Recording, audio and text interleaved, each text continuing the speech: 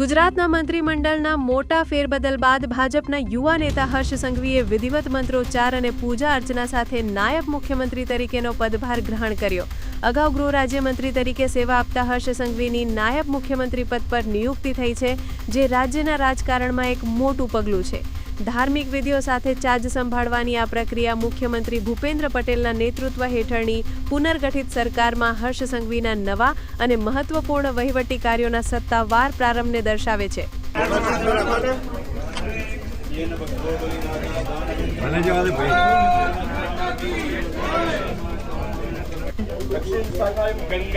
गंगा मावयामि स्थापयामि। वाम शाखायां यमुनाय नमः। यमुना मावयामि स्थापयामि।